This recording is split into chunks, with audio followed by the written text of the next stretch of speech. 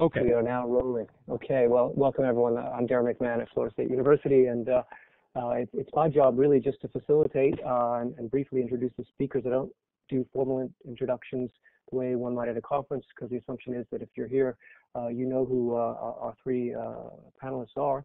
All historians who wear many different hats, and they share a common interest in environmental history, but I don't think all of them would describe themselves as environmental historians, full stop. They certainly do many different other things. Michael Bess and David Blackbourn, who are Siamese twins here in the panel, both at Vanderbilt University, and Sara Pritchard at Cornell. And Michael is going to lead the seminar, and you can direct questions to me that I will integrate into the discussion to the extent that that's helpful. But really, it's the show of the three panelists, so I'll turn it over to you, Michael. Well, welcome everybody.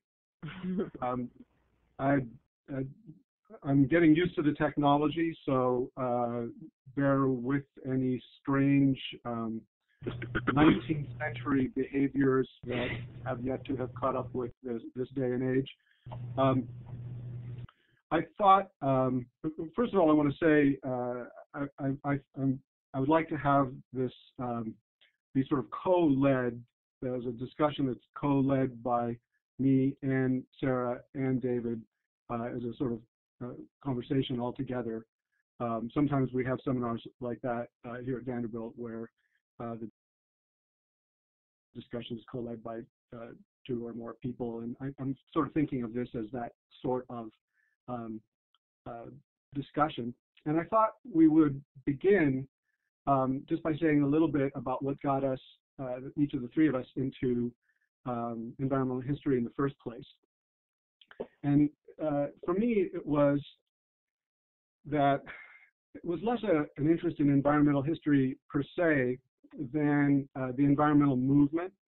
And it's not because I became an environmentalist so much as I came to be influenced by green ideas and environmentalist ideas, and then it began to dawn on me that the scope of the questions being posed by environmentalists was intellectually fascinating. They were questioning some of the underpinnings of industrial civilization, and they were questioning some of the assumptions that were held in common by capitalists and Marxists and many other people of all the different ideological stripes whom we had traditionally tended to think of as being as presenting not just different ideologies, but different analyses of history.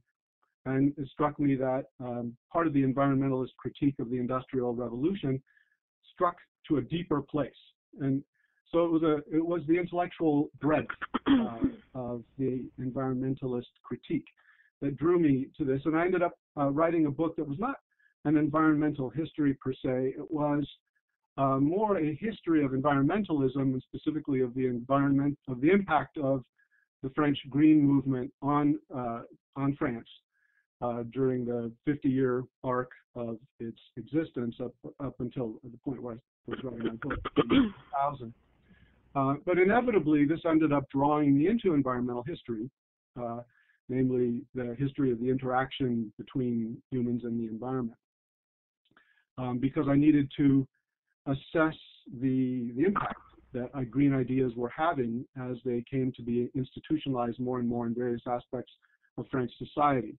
And at that point, I started thinking more about, more explicitly, posing for myself some of the questions that I think now are sort of taken for granted by environmental historians, problematizing the concept of nature as something separate from the human, and very rapidly coming to realize that most of the ways that I had been thinking about these basic concepts were inadequate and needed to be, in some cases, thrown out, start over again, in some cases modified in various ways. And so that's the way I came to it. It was sort of through this, through the pathway of an interest in the ideas of the Green Movement itself. Sara, maybe do you want to say something, and then David? Sure. Thanks. Hi, everybody. Ooh, I'm going to try not looking at a picture of myself here. So it's interesting, Darrin, when you were saying that some of us wear the environmental history hat more prominently or self-identify in that way.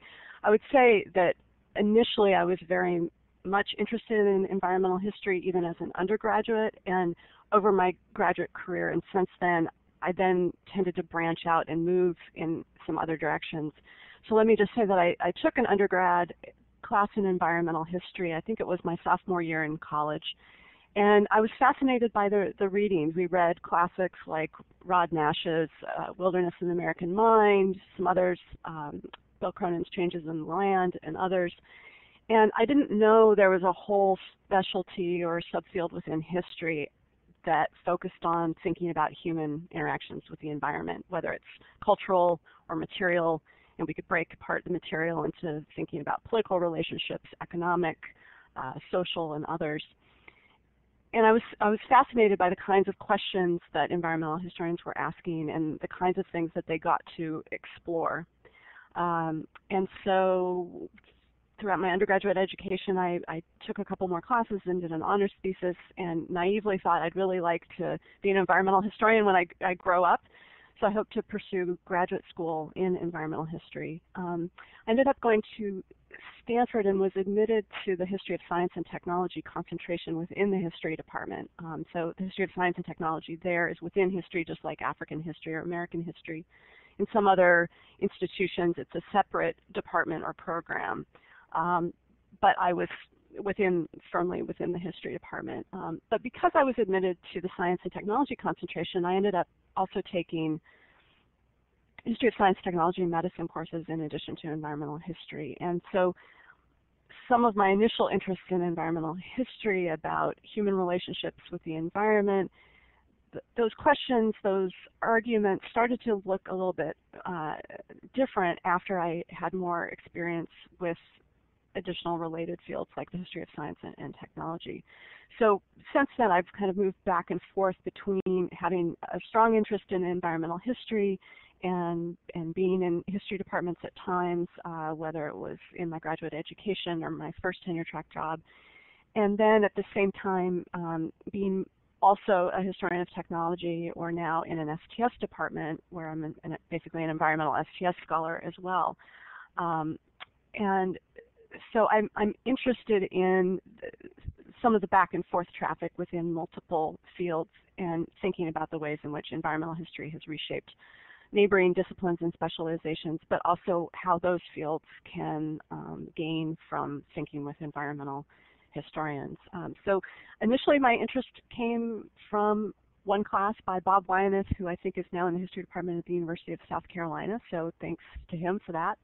And then it's really expanded over the years. But maybe I'll turn it over to David here. Okay, I will eminently saved from looking only at my own face, since Michael's we are in fact joined at the hip, although you can't see that up there. My story is very different, because I was well into my 40s and had a number of books to my name before it occurred to me to write something which I suppose would be called a work of environmental history, a book called The Conquest of Nature, which is about the way Germans transformed especially their watery landscape from the 18th century to the present. I would say that I fit that pattern that was mentioned. Okay, thank you, Sara. Thank you. It saves me having to do it myself. I didn't bring a copy just in case somebody else wasn't. We'll put the Amazon link up there as well. Right? I think sometimes when I've been on panels with, for example, people like Pritchard, to my mind, from Stanford, to my mind, the leading environmental historian in this country, along with Bill Cronin. When I'm on these kind of panels and people talk about how they came into environmental history, there seems to be a general agreement that there are more environmental historians who are not only historians of the environment and who've come from other areas than there are historians of, say, demography or medieval history. And I think that has strengths and weaknesses. The obvious weakness is the institutional one, that it means that environmental historians don't reproduce themselves. And in countries like Germany, which is what I work on, that can be a problem because there are very, very few chairs of environmental history, and the subject is weaker than it should be. But it has a huge intellectual strength that environmental history, I think, is much less inward-looking and self-reproducing than many other subgenres of history. Perhaps most subgenres, much more open to constantly changing ideas, and I'm sure we'll take up some of those issues. So I think I'm not unusual in being someone who's done environmental history, but not only that. The thing I did before I did The Conquest of Nature was a book about apparitions of the Virgin Mary, and the book I'm working on since is a transnational history of Germany over the last 500 years, which will certainly have an environmental dimension, but not only that. So let me rather than give you the story of. That was my finger.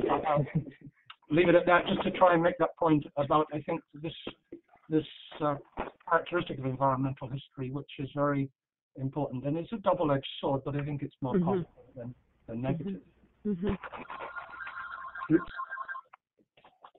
Phone's ringing. Modernity. Yeah, well, Michael's getting the phone. I just want to thank the three of you for putting together such really wonderful readings. I think we've got a nice group here, and look forward to the discussion, Michael.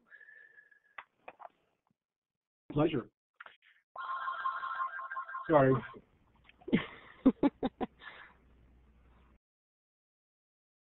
I think my wife got that. Good. Well, I'm not quite sure which of the three readings to start with. I thought it was it actually worked really well in the end. Sara contributed a lot of the ideas for which way to go with the readings. But I thought that maybe we should just start by looking at the Worcester and Wiener and Pritchard pieces. They sort of interlock together, and they come in different slices of time. They sort of approach closer and closer to the present. And I think it's really interesting to see the ways in which they don't supersede each other, but there is a sort of Hegelian Aufhebung as you move from one to the other to the other. They do. You can see that the people who come later in the sequence have clearly read and absorbed and thought a lot about the people who have come earlier in the sequence. And I thought it was fascinating. You look at Worcester, and he's laying out three rather clear levels at which environmental history operates: nature, work, and what, for lack of a better word, mentalité. And that is the structure that frames his article. Is presenting it. What was it? 1988, I think it was. That it was published. So I thought we could start there and open up the discussion for questions, starting with Worcester's framing, that tripartite framing, and what people are making of framing like that nowadays. Can I jump in for a second? Yeah. Okay, great. The big face on screen. I'm not loving this. I was just going to say about Worcester, I think it would be useful to think about how that tripart framing is productive and generative, and also maybe where it comes from, especially Marxist theory. And at the same time, what are some of the constraints or limits that kind of model of the interactions between the environment and people? What are some of the constraints of that kind of model? I'd be curious, if people out there in the room I'm looking at over there, what some of you think about this, and maybe why subsequent scholars have both built on Worcester, as Michael was suggesting, but also have revised and tweaked it.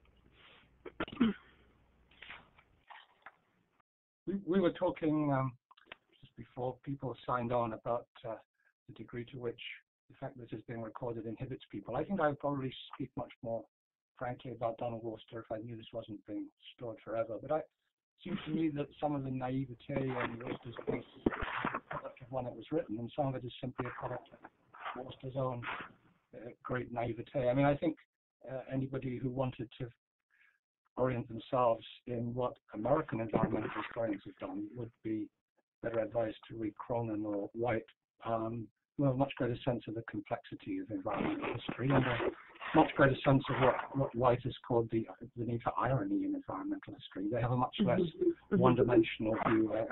I see Sara nodding. I think it's generally acknowledged that Worcester is very close to activists in ways, and has never had any difficulty with activists, as, for example, Cronin has. In an issue like wilderness, for example, which both Cronin and White have addressed as a critical issue. For Worcester, it wouldn't be critical at all. It's a good thing, and unproblematic historically. I thought that Worcester's, his trajectory, that once we had a narrow political history which was tied to the nation state, and then we had something which broke away from that, is, well, if you look at the history which comes from the era of the nation, the classic era of the nation state, figures like Michelet and Pritchard, Macaulay, Francis Button, for that matter, they're actually very strongly inflected by non-archival, non-political history. Then there's a late 19th century reaction against that in the form of political history. And then there's the Annales reaction against that. And then it's supposed to be a reaction against the Annales. And then, in other words, there are actually 4 or 5 things going backwards and forwards where Worcester, alas, sees only, one. So that's probably about as much as I want to say about Worcester, bearing in mind that this, like the half-life of uranium, is not going to go. Yes. Actually, I want to jump in there because I have very different. Worcester occupies a very different place for me in my intellectual pantheon. When I read Nature's Economy, it was first of all, I thought it was wonderfully written, and for me, it was an intellectual adventure. It opened up. I loved the way that he showed, persuasively for me, how the concept of nature had been framed so differently. It's almost like a succession of zeitgeists, starting with Linnaeus and then going all the way up through Romantics and up through the 19th century and into the 20th century. And I ran into him once at a conference to Donald Worcester, and I said to him, reading Nature's Economy, it strikes me as a manifesto for post-structuralism. And he looked at me horrified. And he said, what are you talking about? I said, well, it has to do with, the perspectival relativism of each era, looking at nature in its own way and constructing it in its own image. And I found it a very, much more persuasive in some way than reading Foucault or Derrida or any of these explicitly post-structuralist or deconstructionist philosophers. Reading Worcester's account struck me as a wonderful instantiation of how a single idea gets completely, it morphs with the passing of time and reflects the zeitgeist. Right. I like your reading of that book much better than I think the book itself. I still like his Dust Bowl book and the Rivers of Empire book, but I thought, the interesting thing to me as a Germanist is that if you compare and contrast Worcester's use of the Romantics with Cronin's references, not so systematic, but his references to German writers in the Nature's Metropolis book, the wonderful, wonderful book about Chicago and its hinterland. I think Cronin has a grasp on what those people are saying that Worcester doesn't, would be my feeling. Could I just read one other thing about Worcester? I don't want to use him as a boss of this, but it seems to me that he still has a version of nature in his mind in which nature is in equilibrium, and it's an organic, it's a romantic era version of nature, and humans come along and do bad things to it. View which I think is what sets him apart from the good environmental historians like White and Cronin, who see something which is much more complex. And and after all, the ecologists themselves would no longer, any of them, talk about nature in harmony. They are, ecology is a discipline in which the natural world is full of violent stochastic changes. It's not an equilibrium. And I think that legacy of the environment is, the legacy of the Romantics is one of the things that in some ways inhibits Worcester. I promise not to say anything more about Worcester for the rest of this. I'll just add one thing, that I'm, in many ways sympathetic to some of the critiques, David, that you laid out. At the same time, I think it's worth putting Worcester in his, in the context of the time that he was writing and the context of the field. And certainly there were a number of books. Let's see, Changes in the Land came out in, I think it was 83 or 84, so a few years predating his essay. White's first book, Land Use, I'm forgetting the rest of the title, but in Washington it had come out also, I believe, in the early 80s. And again, I'm very sympathetic with the highly structuralist framing that Worcester lays out and the problems with it. One of the things I've been talking with my graduate students in my seminar this semester, but also earlier semesters, is thinking about how we frame research projects and how we undertake them. And there's a certain neatness and tidiness with this tripartite structure as a guide for thinking about what sources you use or how you develop explanations and so forth. And so I think it can be very appealing in a certain way to have this very neat and tidy model as a way to think about, okay, if I'm going to frame my own research project in environmental history, how might I go about it? At the same time, I think it's worth comparing different kinds of models and explanatory frameworks in different books and thinking about why some are more persuasive than others. But I think it can be really challenging to figure out how to craft a dissertation project or a book or a second book, and one where the narrative is coherent and clear, and yet it captures messiness. It captures messiness in the past. It captures messiness in terms of many things going on, in terms of multiple communities and scholarly communities that we may be engaging with in our through our own work.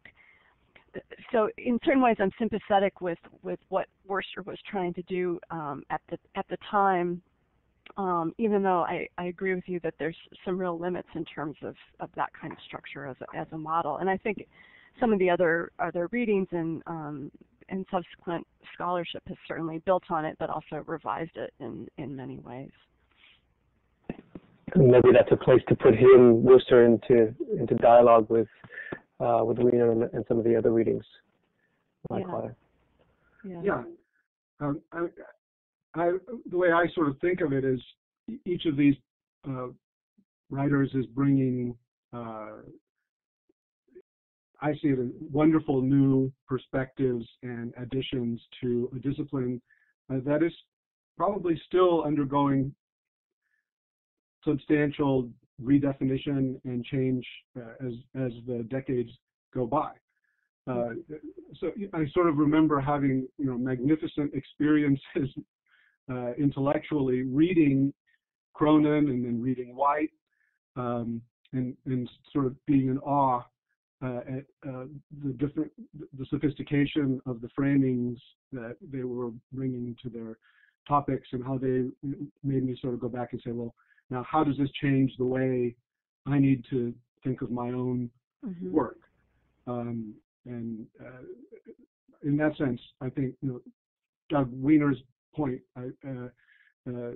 he talks about the post-structuralist turn in the sense,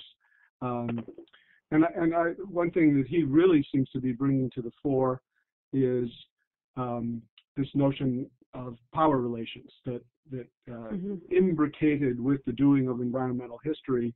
There since relations with nature are inevitably going to be fraught with questions about power, that historians need to be sensitive to that and understand that asking themselves, in a sense, who is benefiting from the choices being made that we're studying as historians, who is paying the price.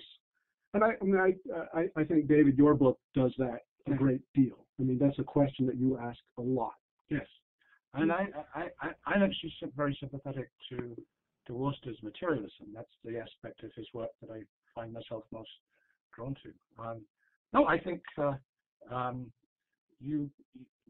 if you're one of the things that environmental history inevitably brings out is where sort of the force fields are in society. Where is power? Decision making runs along the lines of power, and I think I do quote Lenin's "whom" in the preface to the Conquest of Nature. So yes, well, not even that. So, Michael, you cited or paraphrased Wiener's line about every environmental story is a story about power. I was trying to find it in the article, but I decided I wasn't going to flip through it and make a bunch of paper noise here. I think you're absolutely right that questions about power are critical. We might also ask, does environmental history lose its distinctive cast if the focal point is power, and or does it create an opportunity for greater traffic between environmental histories and other kinds of histories, whether it's cultural or social, or looking at the history of slavery or migration or imperialism, by being so attentive to power dynamics, power relations, questions of who is benefiting from certain kinds of decisions, certain kinds of interactions with the environment, certain kinds of resource regimes? Or is part of the question redefining power so that it's not just power dynamics among humans and human groups, but can we think of power as crossing human, non-human divides as well? Yeah. I couldn't agree more. I think what Doug Wiener's point was, is one very important useful facet that we would do well to pay heed to. But then moving on to your own chapter that we read, clearly power relations are only one among many different aspects of the practicing of environmental history. And then you take it even further and say, how do we marry environmental history to science and technology studies?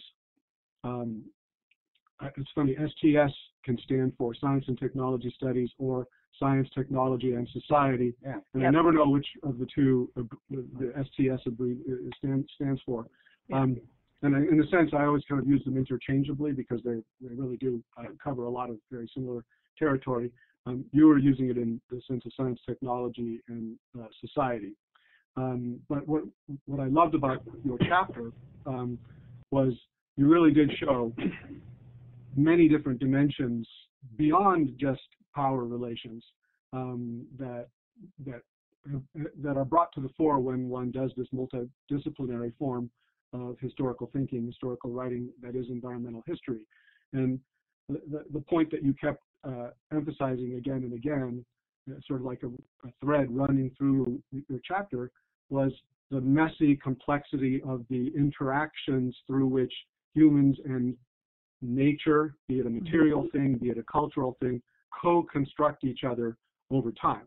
And if that's one thing that sort of got drummed into my head by the writing of my own book, by the end of it, that was, I looked at nature differently than I ever had in the past. But I had an interesting experience. This just comes to me now off the top of my head. I had a very interesting experience that brought this home to me in a very personal way. A movie came out I guess it was last year, a movie called Rebels with a Cause. And it tells the story of how a very large wilderness just north of the San Francisco Bay Area in Marin County and Sonoma County, just north of San Francisco, was preserved, how it came to be preserved right next to this major metropolitan area.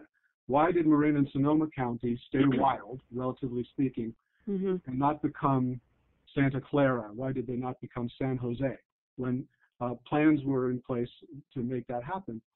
I grew up there. I grew up in Marin County and just took these woods and lakes and beaches as far as the eye could see. You could ride your bike for days and days through them. I took them for granted. And it was only 6 or 7 years ago that I happened to pick up a book by one of the people who had been most involved in the saving of that natural space. His name is Marty Griffin. He's a medical doctor, and he was one of, I'd say, a dozen people who were instrumental. They just fought like crazy all through the 50s and 60s and into the 70s, and by the 70s, they had turned this wilderness they had bought parts of it, and then they had gotten the federal government and the state government involved into a giant national seashore and a national recreational area, and nobody can build there anymore. But it was a very clear instance for me of, here's a space in which I grew up as probably my closest, it's as close as I'll ever get to a feeling of having a home. It's where I learned to love nature. And I took it for granted growing up. Right while these fights were going on, I was utterly oblivious to them. They were happening all around me. Turns out my family knows some of these people, and as I kind of began to investigate it now, that I'm in my 50s, I was investigating it a little bit more, and sure enough, the story all comes together and makes sense. At the time, I was oblivious. And suddenly I look at it now, and I realize that was a space that was created, in a sense, by human agency, because human agency was necessary to allow it to be, to remain relatively untouched compared to other areas nearby. So this was an instance that all this whole underlying message that you have in your chapter about the imbrication of the natural and the artificial and the sort of co-construction of the natural, social, and cultural. But for me, it just all suddenly was brought home in the past year or two by my discovery of what saved the wilderness that I had always taken to be just there, a given. Michael, I learned, among other things, that we're fellow Northern Californians, and I want to have Sara have a chance to respond, but David Smith is raising his hand and may have a question. David, if you want to just interject. Sure, and as a Southern Californian, I'll try not to deal with nature too much since life has to be artificial. Maybe this is for Sara as much as for anyone, but do you find that environmental history as it's developing is or should be explicitly in dialogue with the type of materiality studies that are coming out of more literary studies, the sort of post-humanist approach to trying to understand nature? I think there's a number of environmental historians who are engaged with those conversations and scholars and so forth. To be honest, I haven't been as caught up on the post-humanist turn in cultural studies, literary studies, and so forth as I would like, even though it's quite relevant. And I'm interested in the intellectual and scholarly genealogies in terms of thinking about, obviously, Derrida and so forth are influential, but also the ways in which environmental history might have shaped some literary scholars or others. And this goes to one of the points that David brought up early on about the fluidity between environmental history and other fields, that it's been influenced by other things, and it's also influencing other fields and conversations and so forth. And I think that conversation that you're flagging, David, is one of these high traffic points, so to speak, of movement back and forth. So maybe it is appropriate that the Southern Californian raised that particular one. But yeah, I mean, the material turn in a number of disciplines is really interesting to me in terms of, and I've been wrestling with why are we talking about material terms? Is obviously material is not synonymous with environmental or nature or non-human. I work on the history of technology. Technologies are material, but technologies aren't the same as, say, the Rhone River, which I've written about. So do we need to break apart notions of materiality? Can one term material encompass multiple kinds of materialities? What's useful about lumping them all together, and what might also be problematic about lumping them together? These are very, rough thoughts, but there's something that I've been wrestling with a little bit in the back of my mind as I've been thinking about some of the scholarly terrains and debates out there that environmental historians are both feeding into and benefiting from. But I'd be interested in what David and Michael think. May I jump in here? I have a comment on that, and then I'd like to go back to what Sara said several rounds ago. On the new materiality in history, it seems to me that we find it all over the place, and it's a post-cultural term phenomenon, it seems to be, in response to a world which is increasingly virtual, that there's a countervailing force, and environmental history is one aspect of that. I think the history of the body would be another example. The history of the commodity in economic history, where the commodity is the sexy new economic history. Nobody's interested in abstract statistics about pig iron production anymore. They, give me a commodity. So there's a new materialism, I think, a material term, and it does seem to me that one of the questions that we're invited to take up is this question of the borderline between historians and scientists. And see, I wanted to say something about that when Sara, just a few minutes ago, addressing the Doug Weiner piece, and Doug Weiner is, as we've agreed, he's concerned particularly with where environmental history brushes up against power and decision makers. But there are other interfaces between environmental historians and other approaches, and one is the cultural interface. And after all, there's a huge amount of writing on nature and landscape, so the natural world and the process of identity formation. I mean, Cronin, I was once on a panel with Cronin after he'd given a lecture, and I think he was talking about meanings of nature, and I think he had 23 different meanings of nature. And after the lecture, all the tree huggers were lined up in their plaid shirts to correct him, because they thought that he was not taking nature seriously enough and with the correct reverence. But there's this whole nature, environment, and identity formation, whether at national level or regional level, and other levels too. But then there is just one other area to flag, which we will come back to. There is this question, and Sara raised this, of, for example, when we talk about environmental history as raising issues of relations between species, something I'm very sympathetic to. You, Sara, in Confluence, you make great use of Bruno Latour's actor network theory, which is trying to broaden the sense of agency beyond simply the human. And for those, I mean, this is called Environmental History, an introduction. For those who are interested in raising questions about non-human species and agency, there's a terrific piece by Timothy Mitchell called "Can the Mosquito Speak?" Yeah. A lovely title, because he's echoing in turn the "Can the Subaltern Speak?" Can the mosquito speak? What can we? Do mosquitoes have agency? And the answer is, as with Bruno Latour, yes, in a way, although it's not the same as human agency. But when we get to this point, we are getting close to, it's impossible to think about those things without considering, say, works on animal cognition. Just as it's very hard to do works on other kinds of environmental history without looking at what ecologists have done, or zoologists, or climatologists, depending on what kind of environmental history we're interested in. So there's a whole series of, as it were, borders with other historical subdisciplines, but also with other non-historical disciplines that we are rubbing up against, and fruitfully, I think.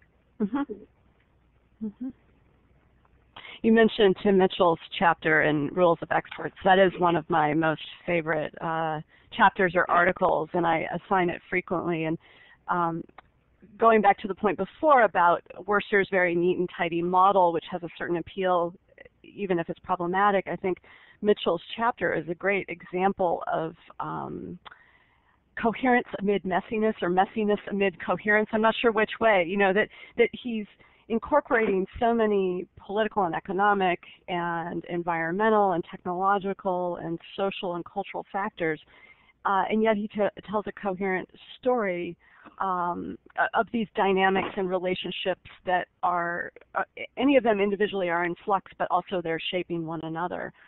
It's really a masterful piece. Yes, I agree completely, and I think you were right to emphasize earlier the importance of our narratives and how we shape the telling of these things. Mm-hmm. And I think environmental historians have been pretty good at finding narrative vehicles for their work. I mean, a book like, say, White's The Organic Machine seems to me to be brilliant in its structure. Also very short, which is virtue. Students find it such. So do I. Right. They like 130-page books, not 330-page books. Actually, narrative structure, David, brings us to one of the questions that Michael put together as one of the proposed questions for the webinar about what color are the glasses worn by environmentalists and environmental historians. So narrative, not just in terms of how do you structure a narrative, especially if it's book length or dissertation length, but narrative in terms of denouement and declension, progressive narrative, these kinds of things. Michael, I'm curious your thoughts on the let's see, Kenny piece and how these kinds of questions may have spurred your thinking in the book chapter, the appendices that we read. Well, yeah, at one level, I've become convinced of that this was a conclusion I reached by 2003 when my book on France came out, and it's a conclusion that has continued to be reinforced for me as I lived and thought and studied since then, and that is the artificialization of the planet. It is clear to me that we are steadily proceeding with the extension of artifice into the material world around us with ever greater potency, in ever greater dimensions. It doesn't matter that you can take, for example, the story that I said before, preserve a particular parcel of territory from encroachment. Overall, the story is one of steady growth in artificialization. And I'm not happy about that, but I don't, and so in one sense you could say that's a declensionist view, that inexorably we're going into an ever more artificial world, and the question then is how do we turn this hybridity of a nature culture, the fact that we are forever compelled to deal with a nature that has been deeply permeated by various kinds of human agency, how do we make that as constructive for ourselves and for the natural world in terms of sustainability, in terms of the thriving of various species? How do we make that work for ourselves? So there's an implicit declensionist narrative there in the sense that everything's getting more artificial, but how do we turn it around and make that and turn that into something as positive as we can possibly make it? So that's one side of the argument. The other side is I've discovered, I always just assumed until recently I did a little bit more research on it and ran across pieces like the Kenny piece. I'd assumed that poverty was something that we had failed to address in any successful way. That the story of the post-1945 efforts to address world poverty were ultimately a story of failure. And I did a little bit of research. It didn't even take that much, just some articles and books, and the Kenny piece sort of sums it up. it's not a story of unmitigated failure. It's a story of partial failures, failures in some respects, and remarkable, surprising successes in other respects. And in that sense, the declensionist argument doesn't work for me at all. I see possibilities. David and I were talking earlier before when he first arrived at my house, and he was saying, it's hard to have an optimistic look toward the coming decades, toward the future, when one sees some of the things that are coming over the horizon. And I think it is nonetheless possible to see many positive things that are opening up. Yeah, that's not my view as an environmental historian. It is my feeling about those kind of about the nanotechnology that you were talking about, and it's actually, and it's what I feel about socioeconomic inequality and cultural change, but not actually, oddly enough, I think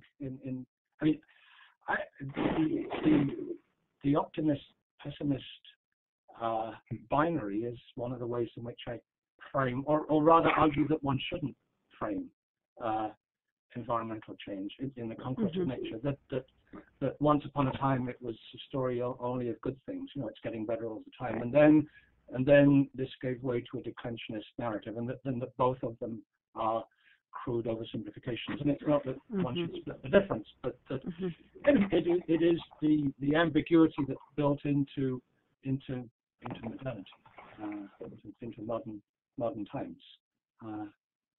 And the Kenny piece does a good job of actually honestly admitting, here are some things, some areas where we have failed. Yeah. But here are some other areas where, surprise, surprise, things are actually much better than most people tend to realize.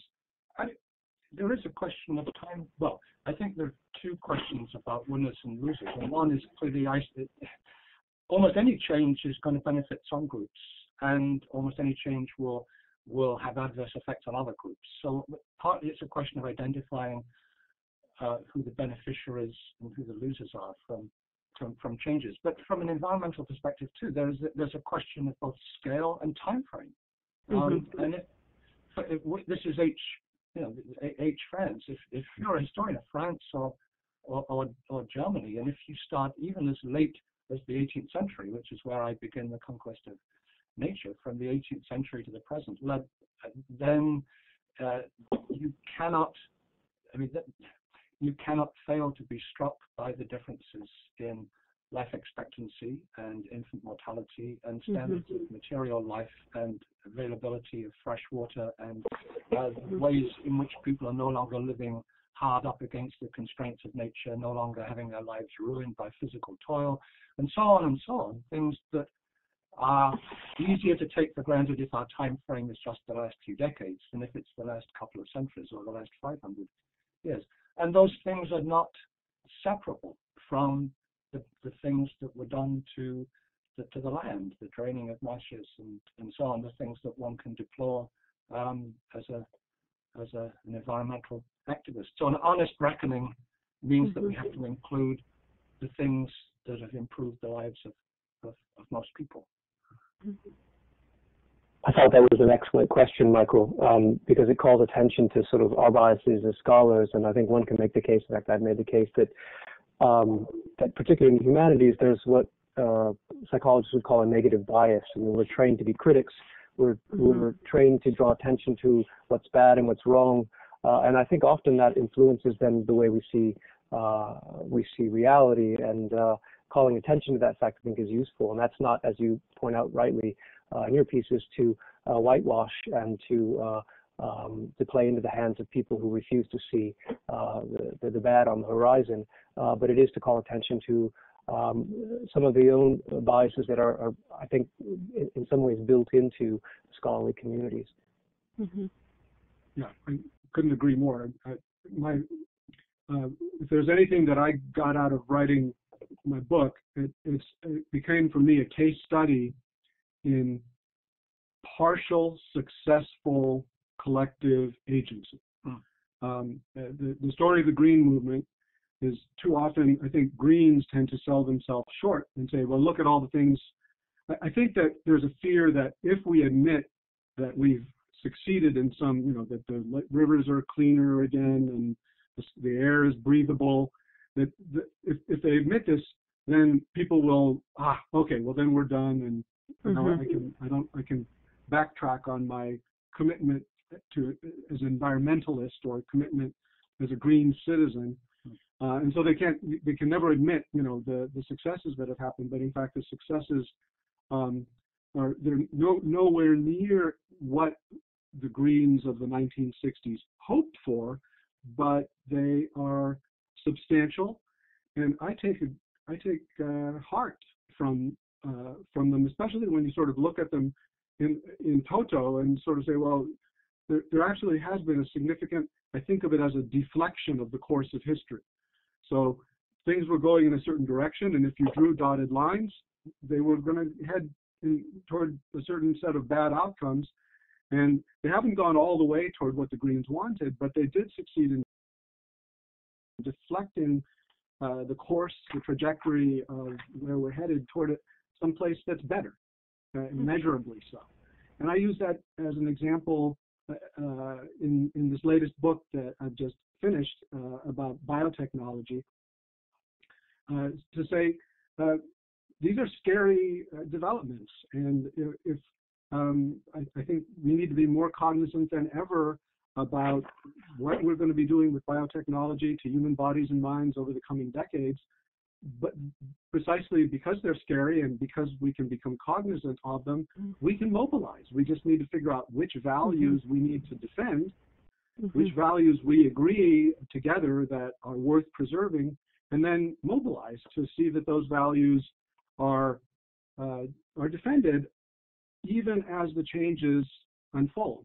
You can't stop these things from taking place, but you can channel them down paths that are less destructive and maybe more productive, open up more grounds for human flourishing. If I could jump in for a second, just from what you were saying, Michael, I was thinking about Donna Haraway's piece, The Cyborg Manifesto, which was in a lot of ways a response to Carolyn Merchant's book, The Death of Nature, and some of the other works by ecological feminists. And Haraway was critiquing them for not taking on modern science and technology and saying we need to engage as feminists, as environmentalists. We can't just say technoscience is modern and scary and bad and inherently negative and walk away, because then that cedes the floor to the advocates, the proponents, the ideologues. And instead, she was saying that we need to think hard about it and shape these relationships with technoscience in particular ways, keeping concerns such as feminism, justice, access, and so forth in mind, rather than just saying, I'm not going to engage at all. I think this also relates to Darrin, your point about our position as scholars, and that if we cede the floor and only do critique, we actually may be creating a bigger hole than by engaging in a hopefully a thoughtful way. Right. I would add one other thing, which is that there can be occasions when where our scholarship points us to conclusions which sit awkwardly with our preferences as green-minded citizens, which I take us all to be. And a very good instance of that would be my friend and young colleague Franz Josef Bruggemeyer, wrote a wonderful piece in which he showed how the acid rain and the dying forest in Germany in the 1980s, it didn't happen. It's not true. But what he's able to do is reconstruct the creation of a very politically useful message. And this comes from someone who's, Franz votes green and is a perfectly, green-minded citizen. But as a historian, he found evidence showing that this was amounted to the creation of a myth. And I was talking earlier about the problems that Cronin and White both had with wilderness folks. And it's very important that we, whereas it's almost certainly the case that people who do environmental history have an interest in the environment perhaps more than the average citizen, in the same way that people were led into labor history or women's history in the past. There is obviously a bright line between scholarship and our citizens' interest, and what we have to be aware of is taboo subjects, and there are. I mean, if I can introduce something which I think is relevant here from a non-environmental historical area, I was very struck by the fact that it was only after the end of the Cold War that it was possible for historians to write truthfully about the mass rape of German women by Red Army soldiers. Of course, it was also because of the attention that feminists had drawn to rape and the political uses of rape, and because of Rwanda and war in former Yugoslavia. But it was also because for 40 years, good liberal-minded historians didn't want to go there, because this was playing into the hands of the Cold Warriors. The only people who talked about that kind of thing were the right-wing Germans who wanted to reclaim Silesia, to which, of course, the correct response is that you weigh in as a non-right-wing reactionary. But no, all of those of us who were liberal or left-leaning left this alone. It became taboo, and I think that should be. I certainly learned something from that. I learned how those of us who think that we are without taboos, in fact, have just different taboos from the ones that are conservative colleagues. And David, I don't know if you're conscious of the fact that you just responded beautifully to a question that was put up in the chat room about the sort of political uses of discourse, and so thank you for doing that, whether it was conscious or not. Just wanted to acknowledge the question. Thanks for the question. I have a hard time being visual and reading at the same time. I noticed, Sara, you were able to do it. That's just because you're younger. Barely. Notice it's 4 words and not complete sentences. You know, this question about activism and academics is, I guess I'm not surprised that we're here because of the way in which environmental history as a field or subfield was closely tied to the environmental movement or environmental movements of the 60s and 70s, and of course precursors. But we've been talking about the benefits and the downsides of declensionist narratives, how they may be politically useful, but they can be simplistic and problematic, whether it's the declensionist narrative or the progressive narrative. And I've been thinking about this a little bit, in part because just this week I've been reading Paul Sutter's essay in the Journal of American History. In 1990, there was this environmental history roundtable with many of the usual suspects, some of whom we've named here: Worcester, White, Cronin, Merchant, Steve Pine, and apologies to anybody else that I'm forgetting from the roundtable. And so it's been 24 years since that roundtable, and the JAH decided to basically have a follow-up given the success of environmental history as a field and as a discipline in the 25 years since then. And part of Sutter's essay, especially at the end, he talks about and paraphrasing White, that hybrid offers hope in certain ways, but at the same time he talks about the ambiguities Sutter has about fully embracing a hybrid world and the implications, the political and also the environmental implications of fully embracing hybridity, that we can't separate nature and culture, that we've never been able to separate them fully, and this connects, Michael, to your comment about, without playing into the hands of climate change deniers and techno-fix ideologues, because there's a certain way in which hybridity does open up the slippery slope to, well, if climate changes in the past, it has changed in the past, then why not, allow current changes to continue and so forth. And so it's interesting, I think, for us to wrestle with these issues. How do we develop arguments that are rigorous historically, rigorous analytically, but also remain politically engaged or engageable, if you will. Because Sutter, in this piece that came out, I think it was June of last year, he clearly is on the fence and clearly has ambiguous feelings. So I'd be curious, what you think. I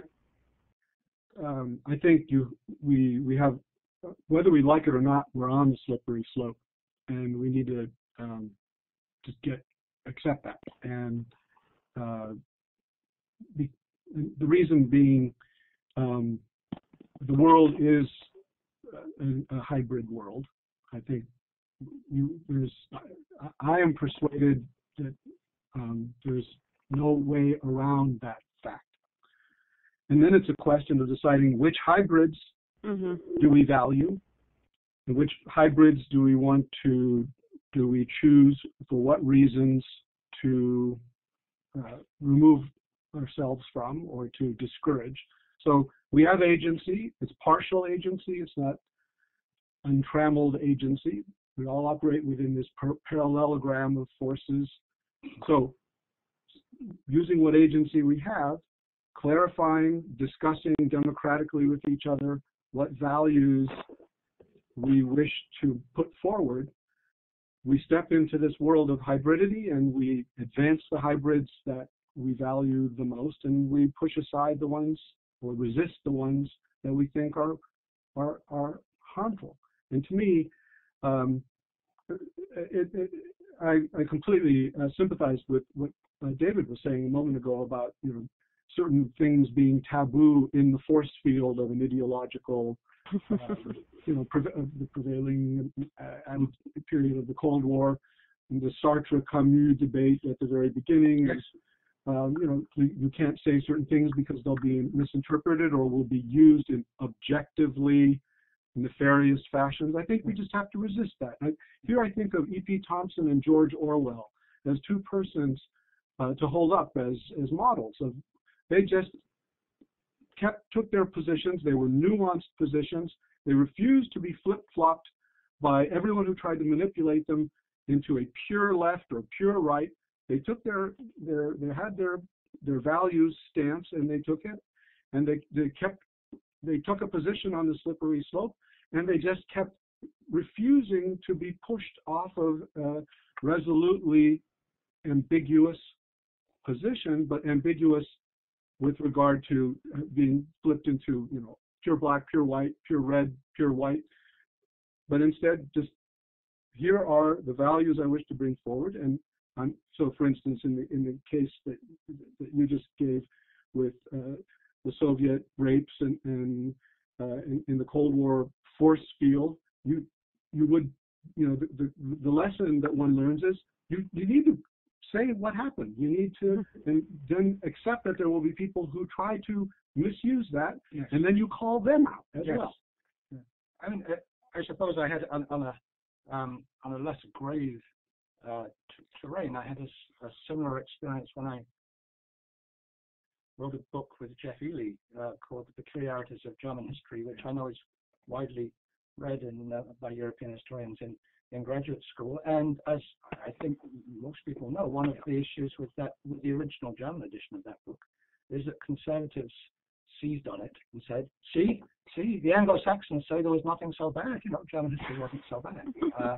And that was the headline in the review of the Frankfurter Allgemeine, Die eingebildeten Leiden der Deutschen, the imagined troubles of the Germans, which of course wasn't what Jeff and I had said, but it's what you have to accept this so-called applause from the wrong side. It was very uncomfortable. Yes, applause from the wrong side. Yes.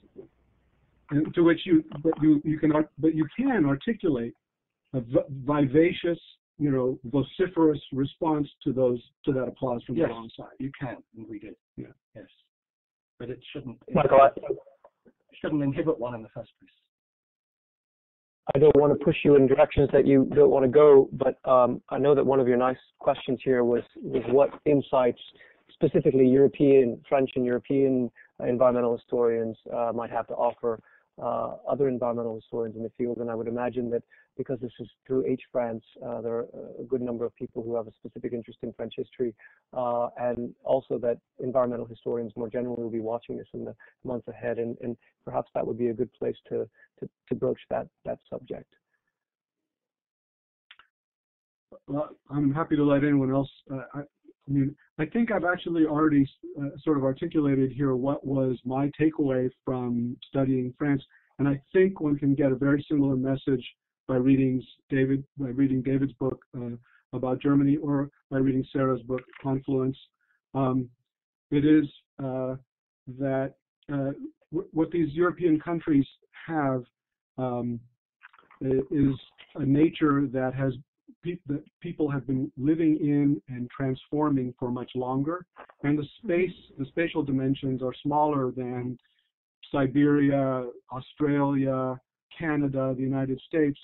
And it's not surprising that it's in places like the United States that you get people, the tree huggers, or the people who still insist on thinking of nature solely as this pristine space, and get all mad at Cronin and Richard White for wanting to hybridize their sacred temple that's got to be the place that's primeval and nobody has ever touched before. The lesson I draw from my experience studying France is the French had to get over that early on, and there is a spectrum, a natural spectrum in France, from hybrids that are predominantly untouched by humans, such as the Parc National de la Vanoise up in the Alps, and there are hybrids that are much more heavily involved in contact with humans, like the Bois de Boulogne in Paris. And there's a big spectrum that sort of runs all the gamut between them.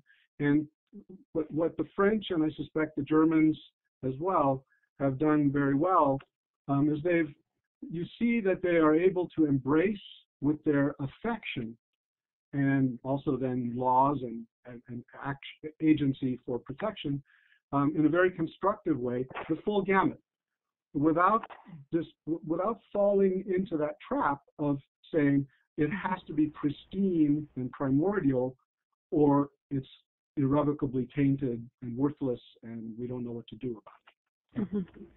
That's the lesson I draw from the French story.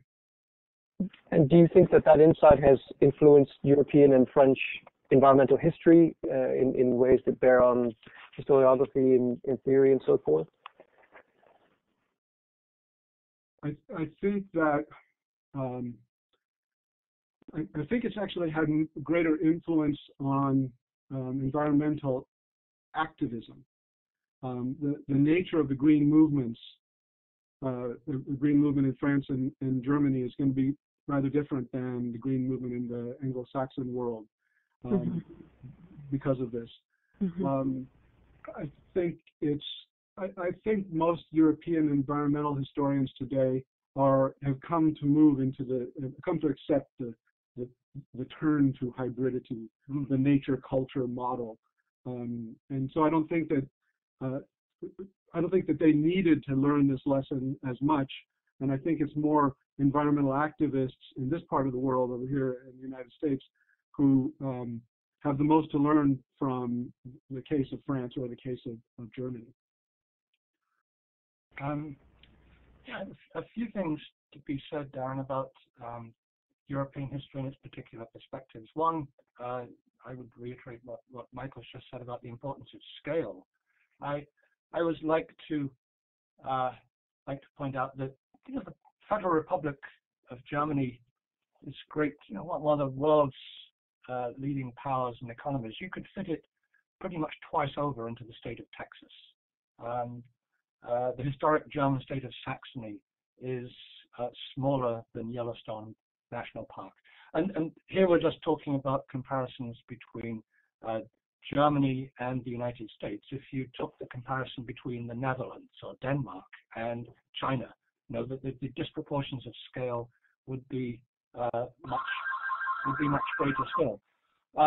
So I mean, scale is very important in history. It's both chronological, temporal scale, but also geographical scale. Secondly, something that hasn't come up yet is the way in which so much European, and I think there are differences between European environmental historians generally and most environmental history is done in this country. I think it's much more material. I mean, that's especially true of Scandinavia and Germany, but I think the kind of balance that many of us try to maintain between material and cultural kinds of environmental history, my experience is that can lead to some skepticism on the part of very hard-nosed, Danish and German environmental historians who think that if it's not dominated by pollen analysis, it's not really environmental history. That kind of reaction. That empire, the empire as a kind of playing field for European environmental historians. I mean, you two can speak, the three of you can speak more than I can, I think, to the French example, but I'm sure we would agree that a book like Richard Grove's Green Imperialism, it's one of the most important works of European environmental history, unimaginable without the French imperial context of what he's writing about, and it's certainly true of British, of writing on British environmental history. Much of it has been concerned with the empire. So I think insofar as European empires were so-called laboratories of modernity, then it provides a kind of raw material that environmental historians are interested in, whether it's technocratic hubris, or in Grove's case, whether it's a kind of laboratory conditions for early environmental thinking to emerge in,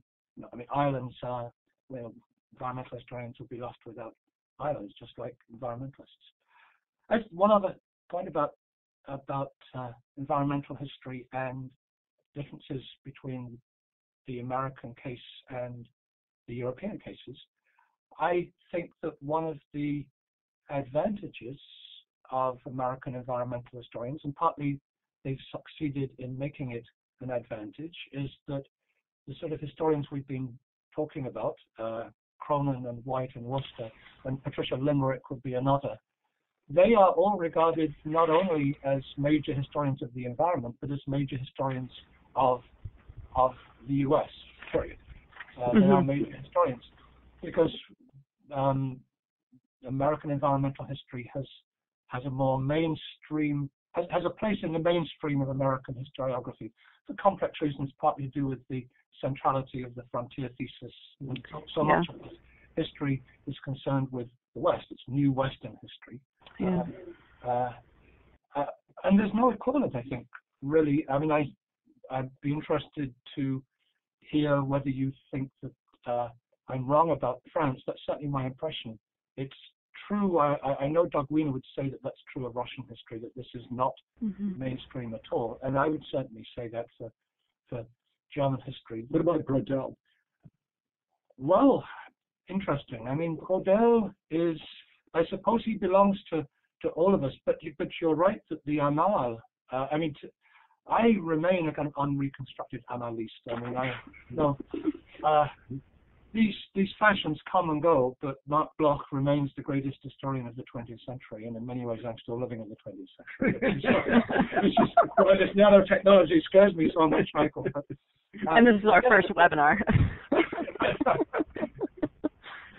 but you're, I mean, because Grodel is many things, an environmental historian among them. It's interesting. I don't see him almost as writing about French history, and of course he didn't write only about French history, though Marc Bloch did write overwhelmingly about French history. Yeah.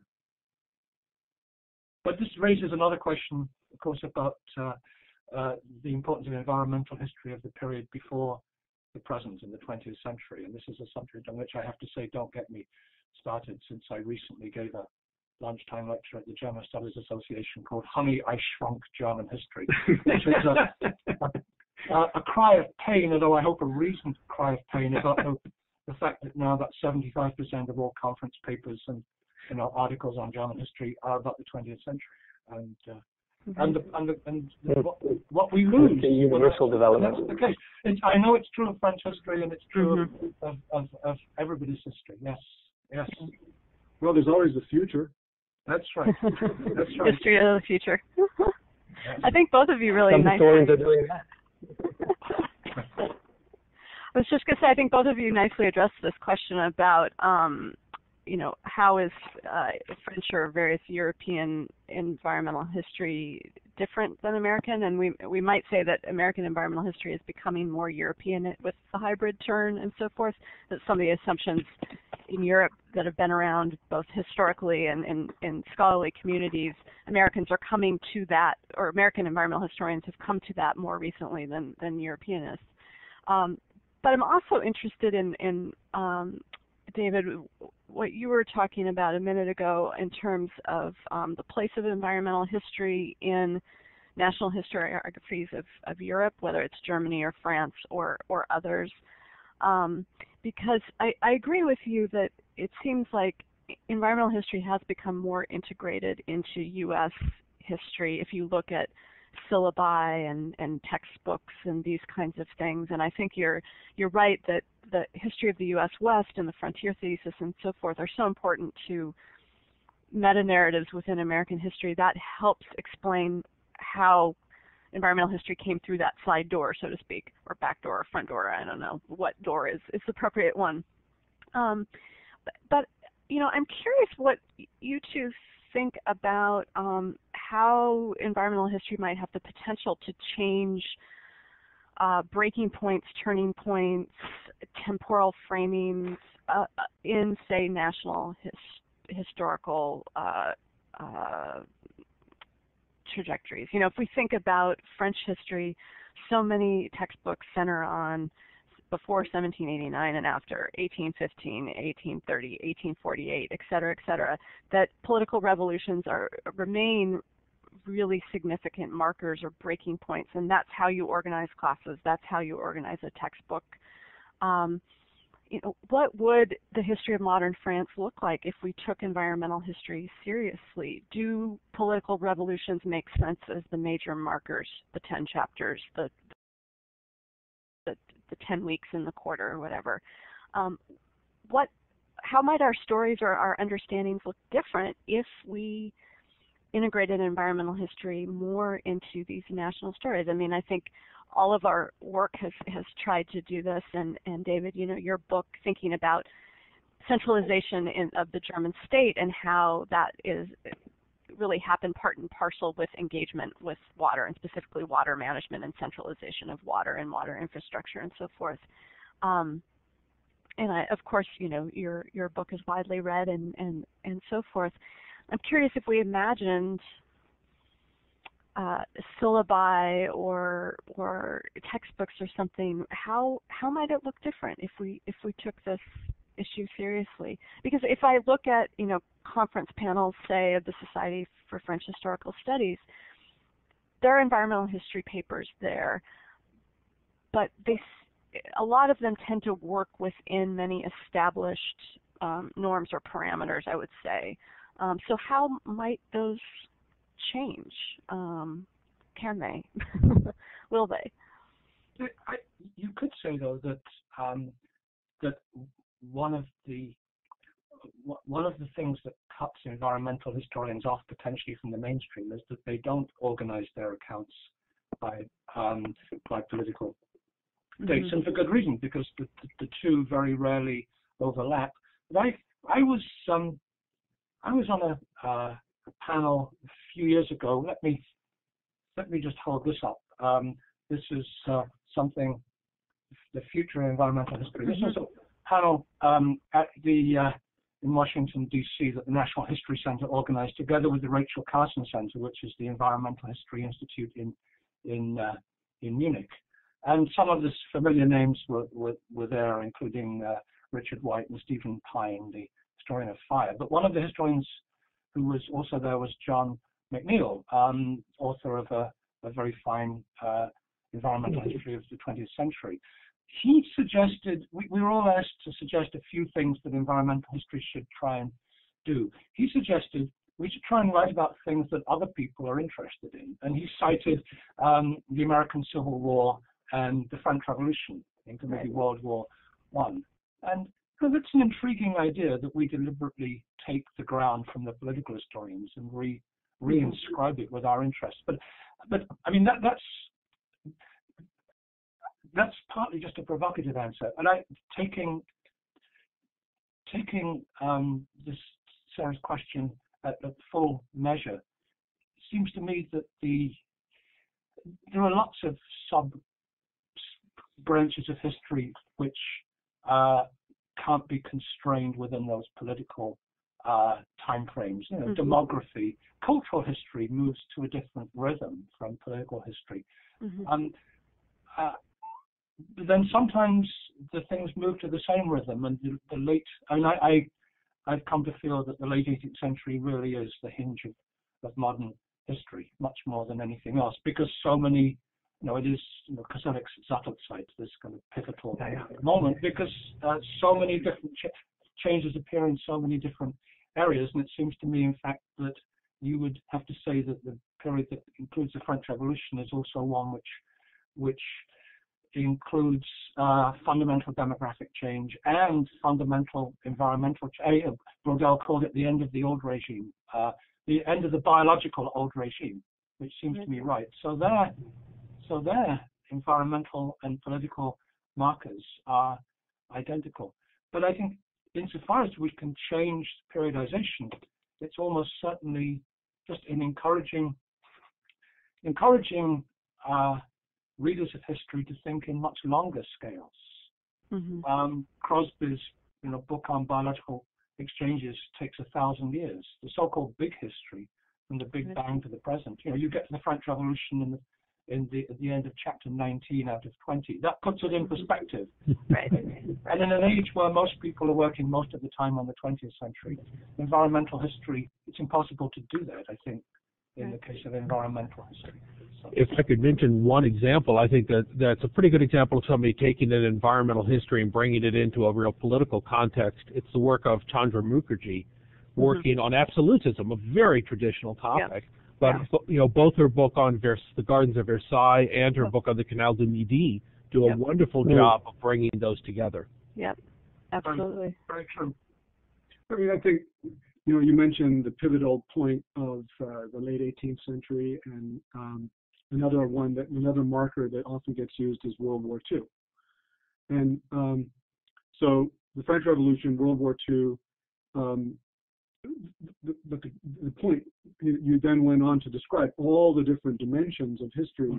We use that as a shorthand for talking about an enormous complex of changes in all aspects of human life, and including, of course, the Industrial Revolution, which would be a tremendous, sea change if you were writing an environmental history. Yes, it's a tremendous sea change that happens right at that point. World War II, obviously, there has been written an environmental history of World War II and its impact, and what makes these markers significant, why we choose them, is we're choosing things that affected the lives of many, many people, because history is ultimately written by people who want to know about what matters to them, right?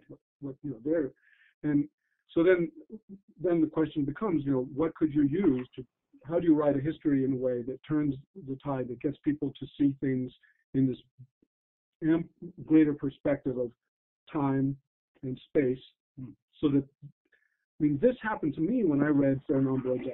I perceived time differently after that, and it was one of those, jaw-dropping, eyes bugging out. I just perceived the world very differently after reading that book. And I mean, in a sense, that's what we're giving ourselves a tall order by seeking to do what you're saying, Sara, because what we're saying, we're looking for events that are of that type of magnitude of in turning human history, but they don't happen. The Industrial Revolution doesn't happen in 1789. You can't use a shorthand. I mean, you have to talk about an era. Yes. And you mentioned in your reading, Michael, you mentioned some of the larger patterns. You mentioned the monolithic. It seems to be, I mean, the the overwhelming intellectual tendency of the age is the Tom Friedman tendency. You know, the world is flat. To assume that everything that's happened very recently is much bigger, faster, and more important than anything that's ever happened before, which of course isn't true. And it's not the world that's flat, it's Tom Friedman's sense of history, which is flat and flattened. And so one of the ways in which historians should be subversive is to, which we should always try to be, is to prevent ourselves and our students from seeing what I call this the solipsism of the present. You know, that you only ever see your own present day. And once you only need to read one book like Bordeaux's or David Christian's Maps of Time, which starts with the Big Bang. And you don't have to accept that big history is valuable, and you can critique it in the same way that, you know, one can critique these evil. You were talking about neuro criticism. I mean, such books do exist. I mean, there are books. There are evolutionary biologists' accounts of literature now. You know, human storytellers and art criticism, singing Neanderthals, and all the rest of it. You don't have to buy that, but it gives you a different perspective, and particularly it increases your time frame radically. So when you're doing the 500-page history of Germany, for example, 500 years, yes, it's a 500-year history. It's a blink of an eye. I'm very aware that the world of 1500 is still very much, in many ways, a very modern world. So are there going to be environmental events that become markers of the sort that Sara was describing? No, I'm afraid this is just going to be a sort of rip from the headlines, just 500 years. I was just going to say briefly that in terms of other scholars or kind of sub-communities that are trying to rethink some of the traditional parameters of how we periodize history, I think some of the scholars working on energy and the history of energy are trying to do this in terms of thinking about before industrialization and then within industrialization, the shifts from coal to petroleum and gas and the atomic age. That if we take a longue durée perspective, that, you know, what would it look like to periodize history by energy, say, than political regimes or ideas or religion or gender relations? You know, what would it mean to look at energy as a fundamental way that we have historically organized ourselves into communities and societies and so forth? So there's some interesting potential there, I think. And I just wanted to note, too, that Mark Fiji's book, Republic of Nature, he very much tries to integrate environmental history through a quote-unquote traditional American history narrative from colonists, Civil War, civil rights, et cetera, except taking an environmental spin for each of the chapters. So if some of the people are interested in that, it's an American example, but nonetheless, he's tried to do this for U.S. history. I think that's very true, and the more one broadens the idea of energy, the more fruitful it becomes, because after all, in the pre-fossil fuel era, the energy fixed in the human body and in the bodies of animals by plants and so on is also essential. You know, human and animal energy is that much more important. So energy is a very, I think, an overarching potential theme. It brings in many things. Mm-hmm. Obviously, one type of event in my chapter, when I'm talking about nanotechnology, and I mentioned the gray goo scenario. Even if you didn't have, you know, the full-on catastrophe of a gray goo scenario coming to pass, imagine an event in which several million people perish because of an out-of-control nanotechnology, some sort of nanotech explosion that proliferates, and before it can be contained, kills several million people. That might be the kind of marker then that acquires World War II level stature. Yes, yes. I mean, it's an interesting, since Sara rightly raised this question of energy, she and I are both very interested in. To what degree have Chernobyl and most recently Fukushima, to what extent have they now become markers in the way that Auschwitz as a marker, or Gettysburg. I mean, the symbols of something abiding. I would have said yes of Chernobyl, but I'm not so sure anymore. I'm convinced my students wouldn't even hardly know what Chernobyl is. You know. Interesting. Yes. Come and gone, made a big impact on us, but seems to have passed. Yeah. I try to teach about Bhopal and have similar issues at times. That's ancient history, right? Yes. Unfortunately, everyone, we've reached the limit of our time and have only just scratched the surface. But let me take this opportunity to thank the participants for a really exciting discussion. And Michael, also, you've been too modest to call attention to your forthcoming Our Grandchildren Redesigned, but if you haven't taken a look at the sample chapter, I urge everyone to do so. It's going to be a phenomenal book, and you might just tell us when it's expected and who's publishing it and how much it's going to cost and where we can get our copies. Well, I'm still looking for a publisher for it, so I'm hoping that it will not cost very much. When I first wrote it, it was 900 pages long, and I've now got it down to 300 pages long. And my whole goal was for it to be something that could be, I wrote it in a way hoping that to make it accessible to a broad audience beyond just academics. So I'm shopping it around right now in New York, and hopefully I'll have a price point and a publisher and all that relatively soon. Let's hope so. So, yeah. Absolutely. And we can all offer our applause to our panelists underneath the smiley face by clicking the little applause sign. Ooh. So we're supposed to applaud. Very exciting. Thank you to everyone. Thank you to our panelists. Thank you, Darrin, for hosting. And in the fall, we will have our next webinar. So look for announcements for that. And hope that everybody enjoyed the conversation. I know I certainly did. Thank you all. Yes, thank you. Thank you. It's good to see you in this virtual space. I get to see you again, Sara and Darrin. Thank you, David, for the technical wizardry. Yes. It's certainly David's the only one of us who approaches the 21st century. Thanks, all everyone. right. And I've stopped the recording now.